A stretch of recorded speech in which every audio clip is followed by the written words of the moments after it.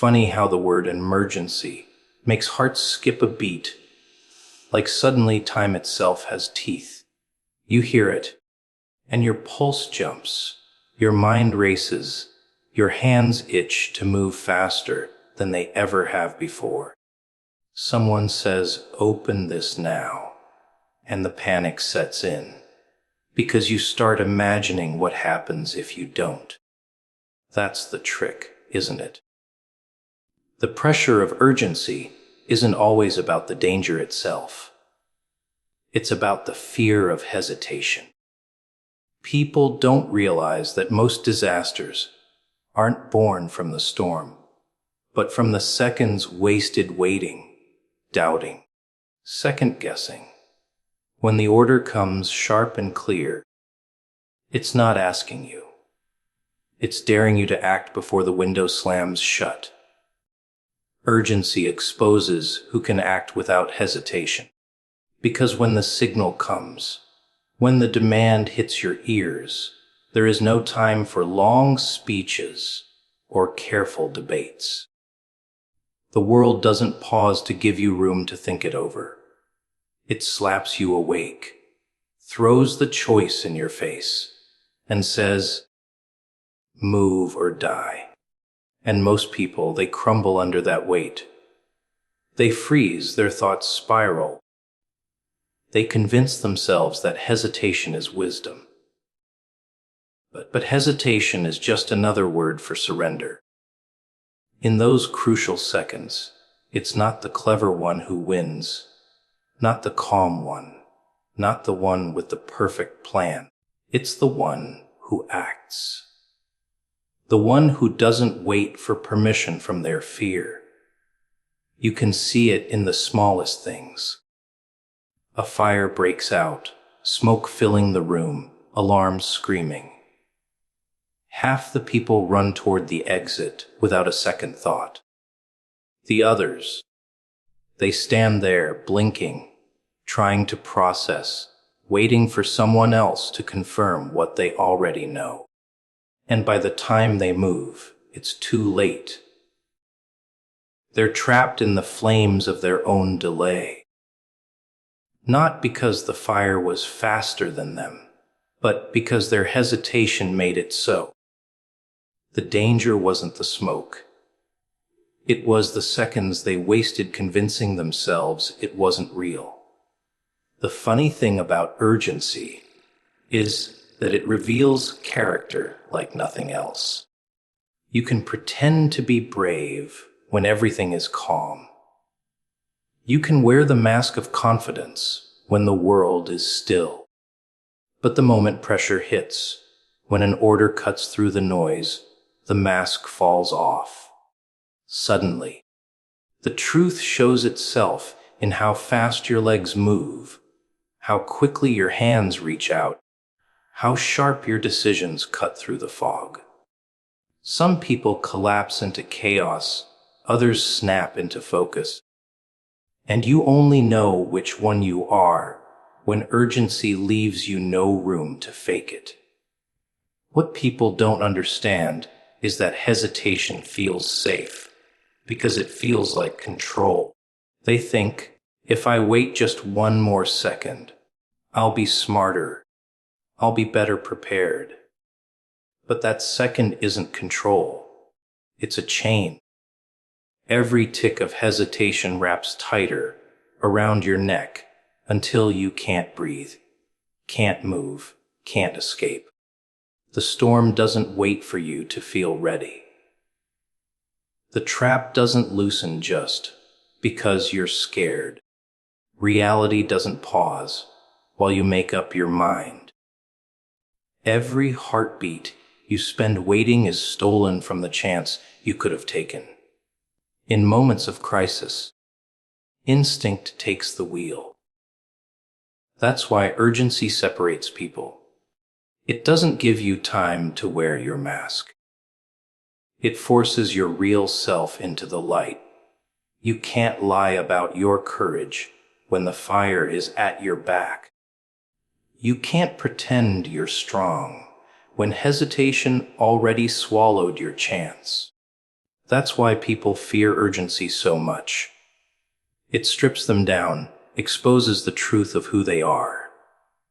Not the image, not the role, not the performance, just raw instinct. And sometimes that instinct isn't what they wanted to see. But urgency isn't cruel, it's honest. It says, here's the moment, here's the demand, here's the chance.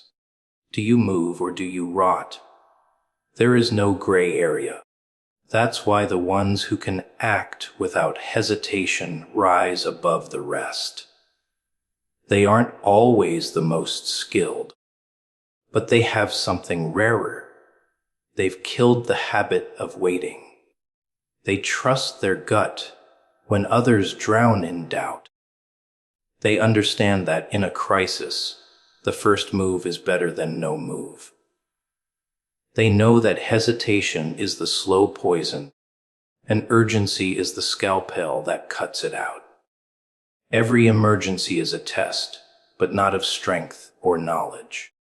It's a test of speed, a test of instinct, a test of whether you can silence the voices in your head long enough to act before the world swallows you whole. And every time that test comes, it writes your truth in bold letters for all to see. You either act and live, or hesitate and watch your chance die in front of you. Seconds wasted are the real killers, not the storm itself. People love to believe it's the size of the problem that destroys them, the strength of the enemy, the chaos of the moment. But it's never that. Storms are predictable, enemies are visible, chaos is loud enough to notice. What buries most people isn't the storm at all. It's the clock. That quiet, merciless ticking that eats away at the edges of their courage. They had a chance, they had a moment to act, but they burned it on doubt, hesitation, and fear disguised as caution. By the time they move, the opportunity is gone, and they blame fate instead of their wasted seconds. Think about how fragile time really is. A few heartbeats can mean the difference between slipping through the closing door or slamming against it. A pause in the wrong place can turn escape into entrapment. A single breath too long can separate survival from ruin. Seconds are not small. They are the knife's edge the world balances on. But most people treat them like loose change, tossing them around as if more will always come. They waste them convincing themselves the storm isn't real, or that they have more time than they actually do. And when reality proves them wrong, they finally understand that time was the real enemy, not the thunder outside. The storm doesn't kill you instantly. It gives you signs. The sky darkens, the air thickens, the warning comes. But what do people do? They stand there staring, bargaining with themselves. Maybe it'll pass. Maybe it's not that bad. Maybe I'll wait just a little longer before I run. They whisper excuses to themselves, and every excuse burns another second. The storm isn't what takes them. It's the waiting. By the time they finally decide to act, the storm is already on top of them, ripping away the chance they thought would still be there. You see it in battles, in disasters, in betrayal, in life itself. The hesitation is always louder than the strike. People spend more time thinking about what they should do than actually doing it. They cling to the illusion that delay is strategy, when it's nothing but surrender in slow motion. They call it caution. Patience, wisdom, but deep down they know it's fear. They dress up their hesitation with pretty names, but the result is the same: seconds burned, chances lost. Storms survived by others, but not by them. What's fascinating is how those wasted seconds feel harmless in the moment. A pause doesn't feel like death. A delay doesn't feel like failure. It feels like control. But it's the kind of control a rabbit has when it freezes in front of a wolf. Stillness isn't safety.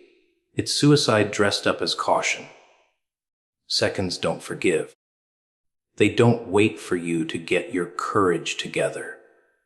They don't pause out of pity. They pass, and once they're gone, they're never coming back. The strongest proof is how different people react to the same storm. One sees the darkness and runs immediately. The other stands frozen, calculating, waiting for confirmation. The storm itself didn't change. It was the seconds each one wasted that determined the outcome. The survivor wasn't stronger, wasn't braver, wasn't smarter. They were simply faster to act, quicker to cut through hesitation. The victim wasn't destroyed by the storm. They were destroyed by their own clock. The seconds they threw away, as if they had a pocket full of eternity. That's why urgency feels so cruel. It doesn't give you the luxury of wasting time. It holds up a mirror and says, show me who you are in these seconds. And most people can't handle that truth. They don't want to see that their own hesitation is the blade against their throat. They'd rather blame the storm, the enemy, the situation, anything but themselves. But the reality is, every second they let slip was another chance strangled. And when you finally count the bodies, after the chaos clears, you'll find most of them weren't killed by the storm at all. They were killed by the seconds they wasted pretending they had more time. Orders in crisis aren't suggestions. They're ultimatums. When the demand cuts through the noise, when the command lands heavy in your chest, you don't get to negotiate. You don't get to debate. You don't get to ask for more time. The moment is already on fire, and the order is the only rope hanging down into the pit. Grab it or don't, climb or fall. But understand that hesitation is not part of the deal. People like to think they always have a choice. That life is a buffet of endless options. But when the world turns sharp, when chaos crashes in, the order you're given is not a gentle request. It's the line between survival and collapse. It's funny how people react in those moments. Some treat the order like advice, as if they can bend it, delay it, reshape it to fit their comfort. They hear, "Move now," and they whisper back, "I'll move soon." They hear, "Open it," and they say, "I'll think about it." And by the time they finish their thinking, the door is shut. The bridge is gone. The opportunity evaporates. Orders in crisis aren't written in ink. They're written in fire. Delay burns them into ash before your eyes. That's what makes emergencies so dangerous. Not the chaos itself, but the illusion that you still have room to choose. You don't. The clock is already bleeding seconds. The ground is already cracking. The knife is already in motion. The command you hear is the only chance you get to rewrite the ending. People who survive aren't necessarily smarter or stronger. They're the ones who understand that the command is absolute. They don't waste their breath questioning it. They don't waste their mind bargaining with it. They obey the urgency of the moment because they know hesitation is a death sentence dressed as thoughtfulness. Orders in crisis also reveal who's addicted to control. Some people can't stand the idea of following something outside their own pace. They think, I'll do it when I'm ready. But readiness doesn't matter when the floor is crumbling under your feet. The order doesn't wait for your pride. It doesn't care about your comfort. It isn't polite. It demands. And if you refuse, you pay. That's the cruel reality. Crisis doesn't bend for ego. And yet ego is what kills more people than the crisis itself. Notice how quickly people crumble when they realize the order isn't optional. Panic sets in because their illusion of freedom shatters. They thought life was a stage where they controlled the script. Suddenly, someone else shouts, "Move," and they realize the script was never theirs. That's when they either adapt or they fall apart. And most fall apart, not because the command was impossible, but because they couldn't let go of their need to hesitate, their need to feel in control. But the rare few, the ones who rise in crisis, they don't see the order as an insult to their freedom. They see it as clarity. In the chaos, the noise, the smoke, when nothing makes sense, an ultimatum slices through like a blade. They don't argue with the blade. They grab it, they act, and they live. They don't need the luxury of options because they know options are illusions in moments like these. They only need the command and their ability to obey it instantly. What people forget is that an order in crisis is not a cage. It's a door. The trap has already closed. The fire has already started. The game is already rigged. The command isn't there to control you. It's there to give you the one way out. Ignore it, delay it, and you'll stay exactly where you are, buried, burned, broken. Take it, and maybe you live to see another moment. But don't confuse it for a choice, because by the time it reaches your ears, the choice has already been made. It's either obedience to the urgency or surrender to the collapse. Every trap has a rhythm, a design so subtle most people walk right into it while smiling, thinking they're safe, thinking they're clever, thinking they're the ones in control.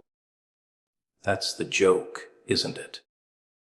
People believe they're the hunters, when in reality, they're the prey circling closer to the jaws without even noticing. And the most dangerous part of a trap isn't the teeth, isn't the snap, isn't the blood. It's the comfort before it, the calm air, the silence that makes you think everything is fine. That's when you're weakest, when you relax, when you put your guard down, when you stop questioning the floor under your feet or the hand offering you help. That's when it gets you. You see, traps aren't just built with steel and wire. They're built with psychology, with timing, with your own habits. The best trap doesn't have to chase you. It waits. It studies the way you move, the patterns you repeat, the blind spots you ignore.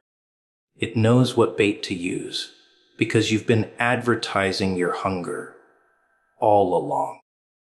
People give away everything. They can't help it. Their weaknesses leak through their words, their eyes, their desires.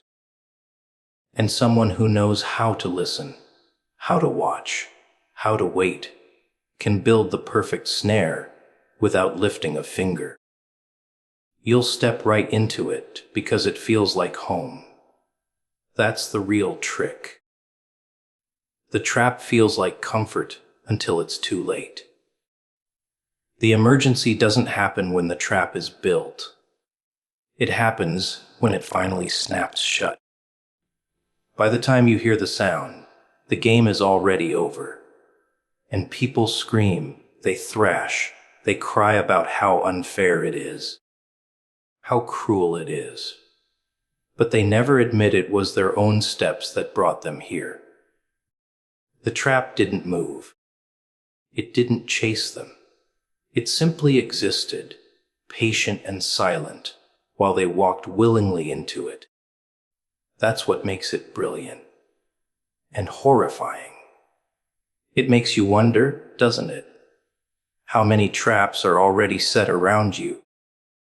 How many doors you've already walked through thinking they were safe? How many hands you've already shaken that were nothing but bait? People laugh at the idea of being paranoid. They mock suspicion. They celebrate trust. But trust is the first ingredient of every perfect trap. No one sets a snare for the suspicious, only for the blind. And blindness, my friend, is the most common disease. Everyone wants to see only what comforts them, never what warns them. They'd rather stare at the bait than notice the wires. And when the emergency comes, when the walls close in, they always look shocked, as if the signs weren't screaming all along, as if the silence before wasn't suspicious, as if the too good to be true wasn't already telling the whole story. People hear alarms only when it's too late. They don't realize the quiet was the real alarm. The quiet was the trap telling you it was ready, that the stage was set, that the game was waiting. But no one listens to silence. They only listen to noise. And noise always comes after the damage. Here's the sick part, though. Some people need the trap. They crave it. They're drawn to the bait not because they don't know better, but because they want to believe in it.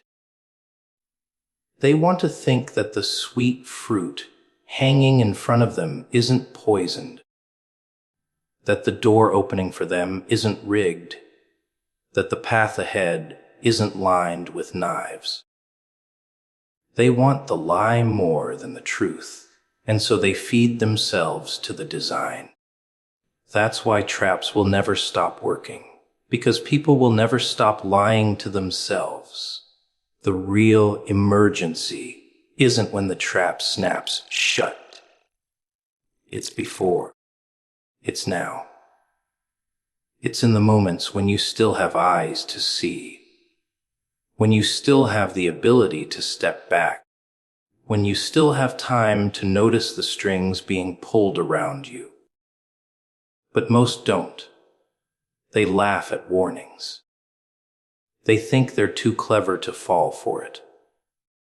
They think traps are for someone else, never them. And then when the teeth bite down, when the air gets thin, when the exit vanishes, they realize the truth. The trap was always there, waiting, whispering in silence, and they were the ones who walked straight into its arms. Fear has a sound. It's not the scream, not the shout, not the chaos after the blow. It's the pulse in your ears before it happens. That pounding inside your skull, the tightening in your chest, that's the real alarm, the one you pretend not to hear. People think danger announces itself with fireworks, with explosions, with blaring horns. No, no, the real danger is quiet. It seeps into the cracks. It lingers in the background. It whispers while you're busy laughing.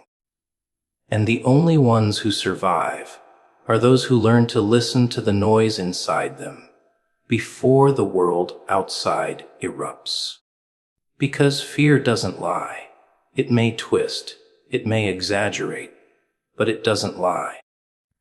That pulse is your body telling you what your mind refuses to accept, that something is wrong. But here's the tragedy. People don't trust themselves. They'll feel the shiver, the dread, the weight pressing down on them. And they'll ignore it. They'll silence the voice inside because it's inconvenient, because it ruins the illusion of control, because it makes them uncomfortable to admit they might be walking straight into a pit. They would rather drown in denial than choke on truth. And that's why danger always has the upper hand. Because it doesn't need to be faster, or stronger, or smarter. It only needs you to doubt yourself. That hesitation is the lever, the wedge, the space it needs to strike. When you're in a room and everyone is laughing, smiling, relaxed, and yet something inside you whispers, wrong. That's not paranoia. That's instinct. That's your blood telling you the air isn't clean, that the smiles are masks, that the calm is staged. But you tell yourself, don't be silly, and you play along. You stay. You wait. And you ignore the sound of your own heartbeat screaming that you should move. It's ironic, isn't it? The very thing designed to save you is the thing you bury. The body senses danger long before the brain does, but the brain insists it knows better. And that arrogance, that dismissal, is the reason the trap doesn't even have to chase you. You'll sit and wait for it, smiling, thinking you're safe. The ones who survive emergencies aren't the strongest. They're not the bravest either. They're the ones who learn to hear fear without shame, who treat it as a compass instead of a curse. They move when others stay frozen. They leave when others laugh. They act when others hesitate. And people mock them, call them overreactors, cowards, paranoid fools, until the walls cave in. And suddenly the fool is the only one still breathing. That's the delicious irony. The instinct mocked is the instinct that saves. But people would rather be admired than alive. They'd rather blend in than stand out, even if standing out is the only way to escape. And that's why fear wins. Not because it's stronger, but because people hand it power. They give it their silence. They give it their trust. They convince themselves to ignore it until it's too late. Imagine a world where every shiver, every pounding heart, every whisper of dread was treated like fire in the distance, an undeniable sign to move, to act, to prepare. But that world doesn't exist because people cling to comfort like children clinging to blankets. They'd rather suffocate than let go. Fear is not your enemy. It's the only thing honest enough to show its face before the disaster strikes. It doesn't dress up. It doesn't sugarcoat. It doesn't hide. It simply pounds in your veins, hoping you'll listen, begging you to wake up. But you won't. You'll dismiss it, mock it, bury it deep. And by the time you realize it was the only voice worth hearing, the silence will already have been broken, and the emergency will no longer be coming. It will be here. Patterns. They're everywhere, stitched into the floor beneath your feet, hidden in the way people smile, carved into the pauses between their words. Most never see them. They walk blind, convinced every moment is random. Every event is chaos, every betrayal a surprise. But nothing is random. Nothing. The web is already spun before you take your first step, and the threads tighten with every move you make. The irony is that the pattern is loud, screaming, flashing, repeating. And yet you ignore it because you're too distracted by the bait dangling in front of you. People think danger is unpredictable, but the truth is, it's predictable to the point of boredom. It follows the same rhythm every single time. The problem is, you don't listen long enough to hear the beat. Every so-called accident is built on repetition. Every betrayal has a rehearsal.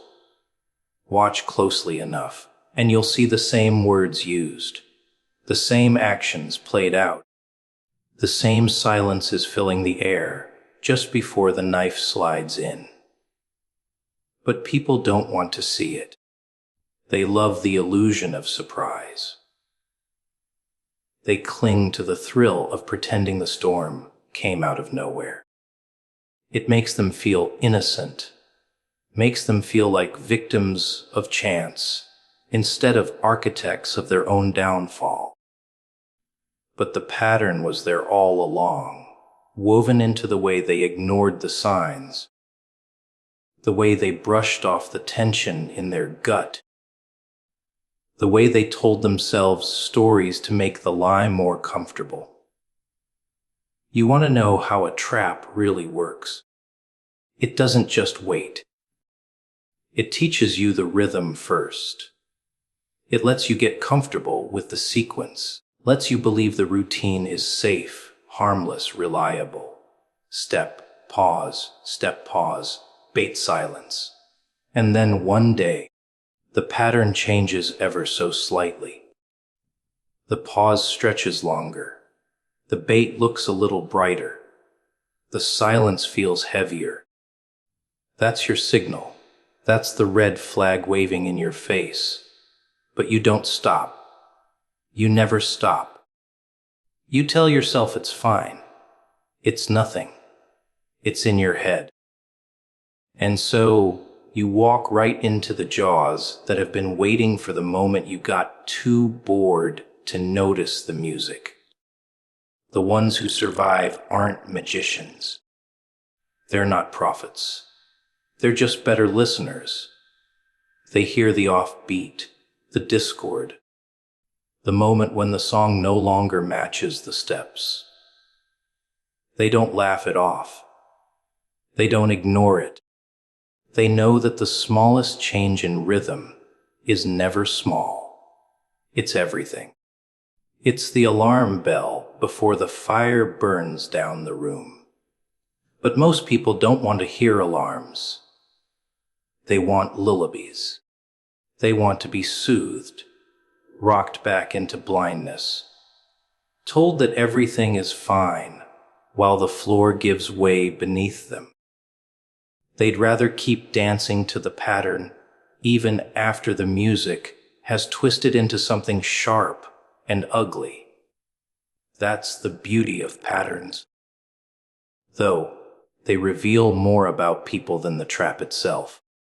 You can study someone long enough and predict exactly when they'll fail.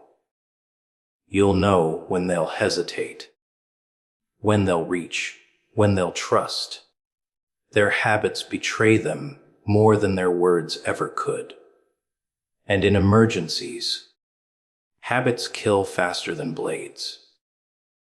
The person who always hesitates will hesitate again. The one who always needs proof will wait too long for it. The one who always follows will walk off the cliff without a thought. The trap doesn't have to be clever when people are so perfectly predictable. And here's the twisted secret. Even when you tell them the pattern exists, even when you shout it in their face, they still won't see it. They'll nod. They'll agree. They'll pretend they're awake. But the next time the rhythm plays, they'll still fall in step. It's not that they can't break free. It's that they don't want to. Predictability feels safe, even when it's fatal. The pattern comforts them, like a noose dressed as a necklace, tightening with every breath, while they smile and call it security. The emergency isn't in the trap being set. It's in the blindness to the pattern leading up to it. If you can't see the rhythm, you're already caught, already chosen, already walking into the jaws. Because the trap doesn't need to hide. It just needs you to stay deaf to the music that's been playing all along.